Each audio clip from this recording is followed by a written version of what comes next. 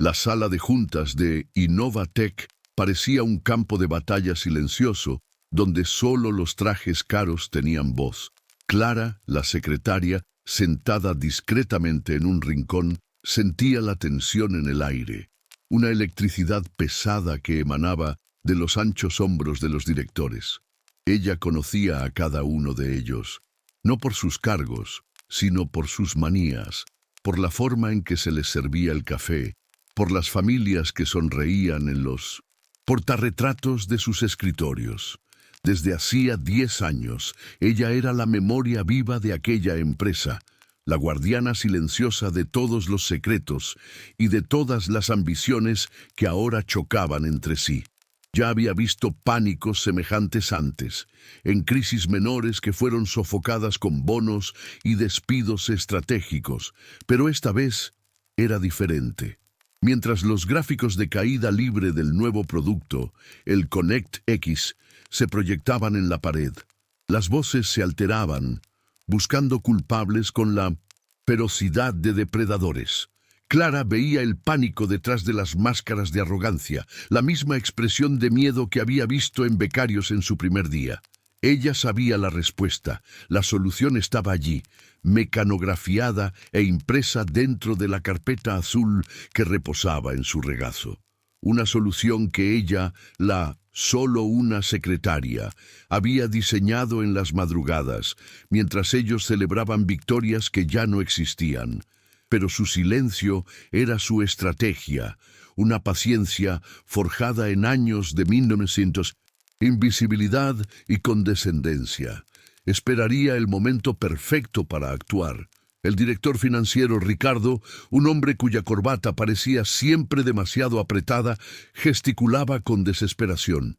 «¡Estamos al límite! ¡Nuestros inversores van a saltar del barco!», gritó, su voz resonando en la sala. «El mercado nos odia. Nuestras acciones nunca han estado tan bajas». Fue entonces cuando el CEO, el señor Monteiro, un hombre de cabello canoso, hombros anchos y una mirada cortante, finalmente notó la presencia de Clara. Sus ojos fríos como el acero la midieron de arriba abajo con desprecio. «¿Qué sigues haciendo aquí, Clara?», preguntó con un tono cargado de una impaciencia que hería. «Esto es una reunión de la junta directiva, no un café para sirvientes. Por favor, retírese». La humillación fue pública, un golpe seco y certero, pero Clara no vaciló. Se levantó con una dignidad que no pertenecía a aquel ambiente hostil. Recogió su carpeta azul y al pasar por la puerta lanzó una última mirada al caos que dejaba atrás.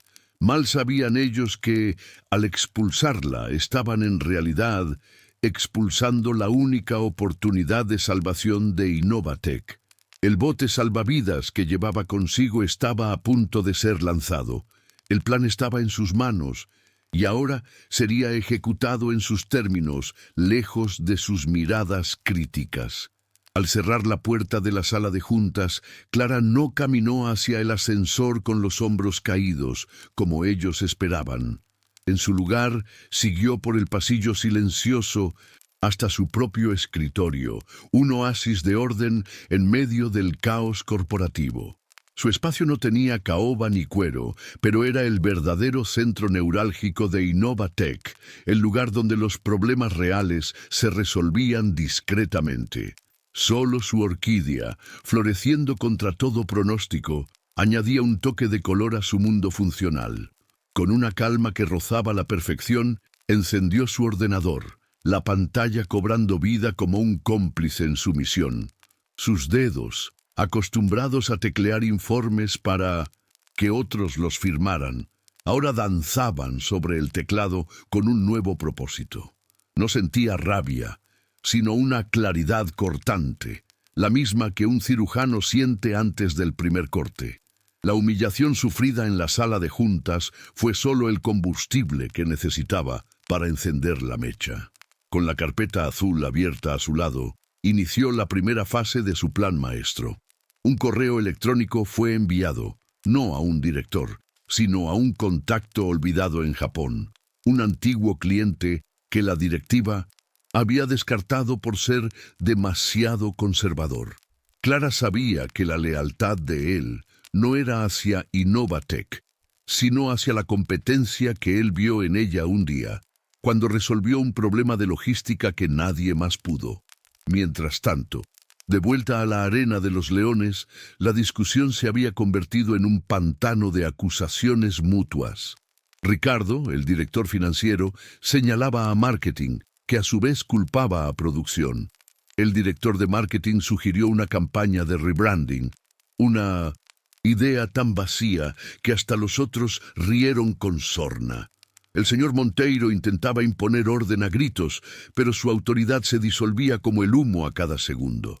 Estaban atrapados en un ciclo de pánico, ciegos a cualquier solución que no viniera de sus propias mentes brillantes y fracasadas. Fue entonces cuando el móvil de Monteiro, proyectado en la gran pantalla de la sala, vibró con una notificación. El sonido de la vibración pareció demasiado fuerte en el silencio que se había instalado. Era un correo con la marca de alta prioridad, proveniente directamente de Kaito Tanaka, el CEO del gigante de la electrónica japonesa que habían perdido. La sala se quedó en silencio mientras Monteiro leía el mensaje en voz alta, su voz fallando al final.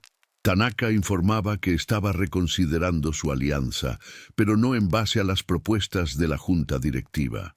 Mencionaba haber recibido un brillante y no solicitado análisis de recuperación, y preguntaba quién era la mente detrás de aquel audaz plan. El nombre de la remitente, al final del análisis adjunto, era uno que conocían bien: Clara Méndez. Un silencio pesado y desconcertante cayó sobre la sala.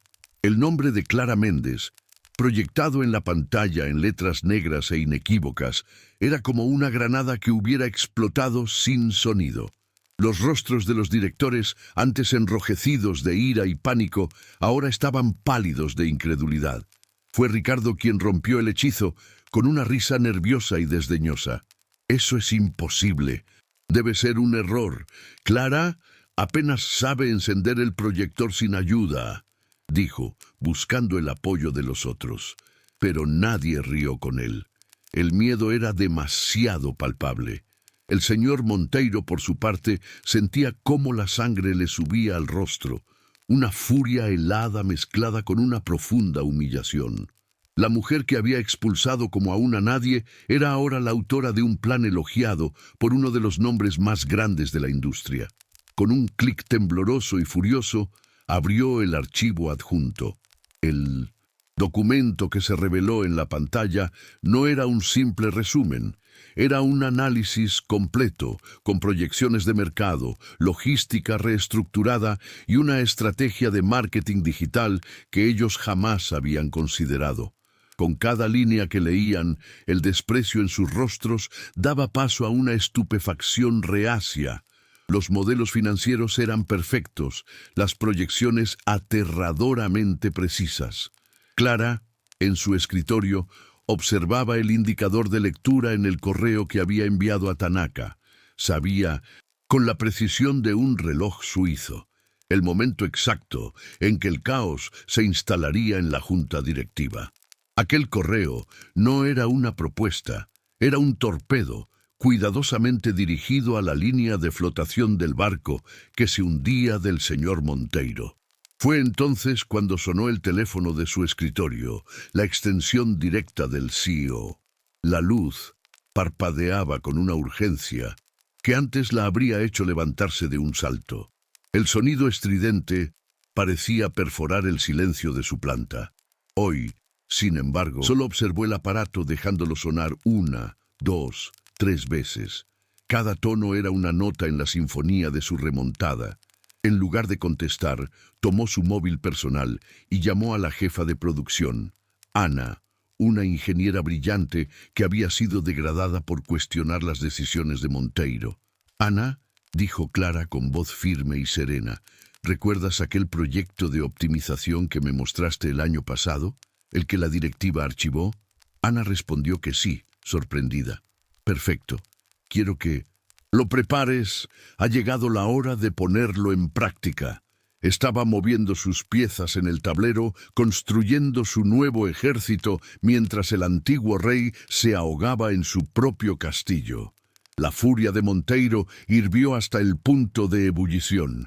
Incapaz de aceptar la insubordinación, se levantó abruptamente, derribando su silla, y marchó fuera de la sala de juntas.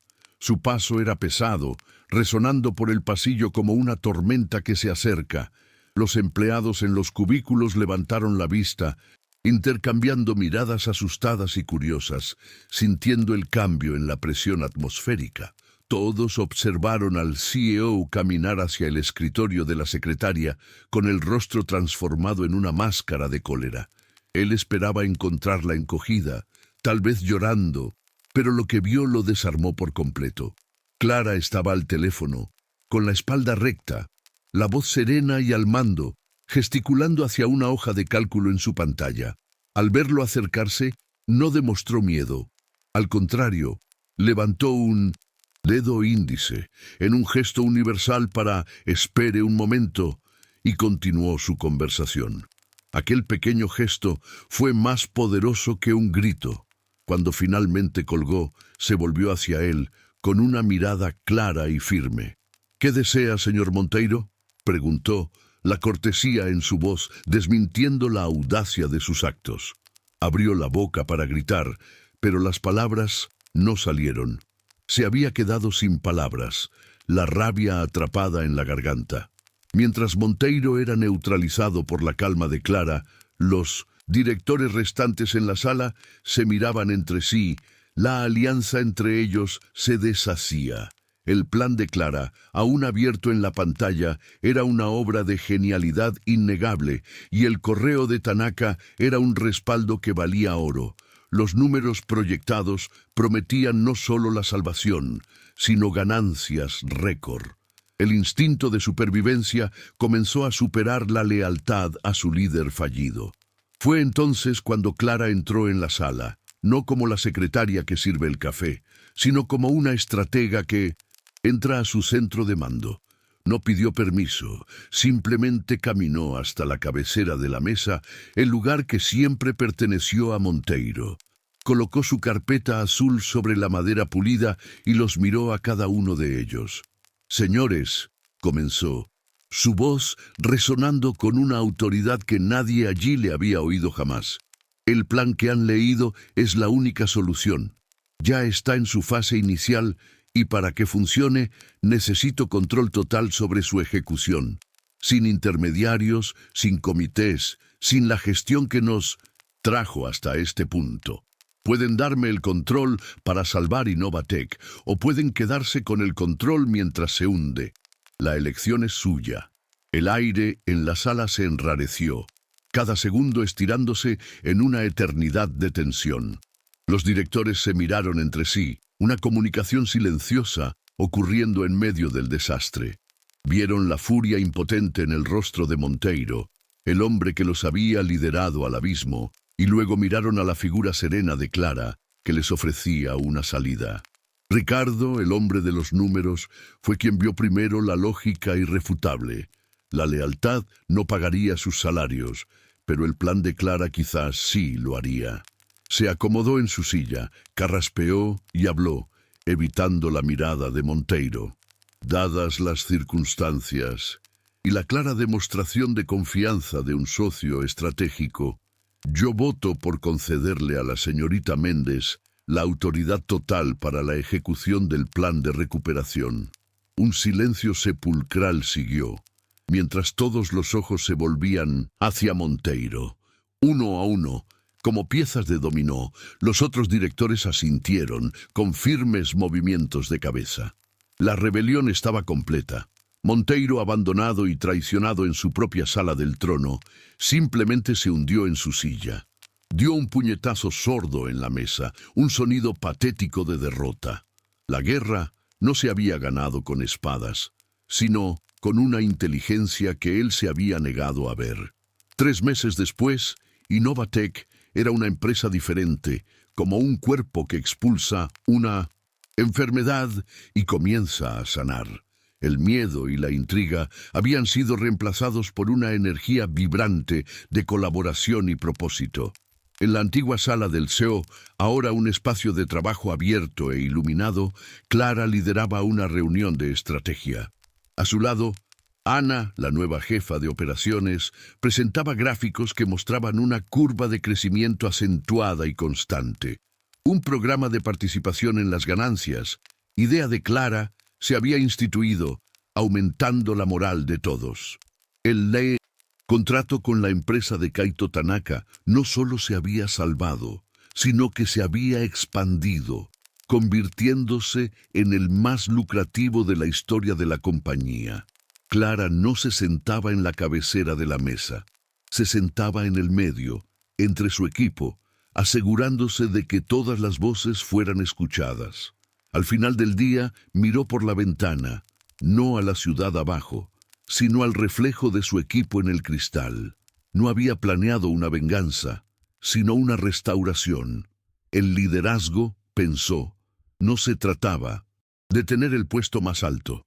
Y al ser expulsada de aquella reunión, los directores no la humillaron. Simplemente abrieron la puerta para que la verdadera líder de la empresa pudiera, finalmente, entrar y ponerse a trabajar.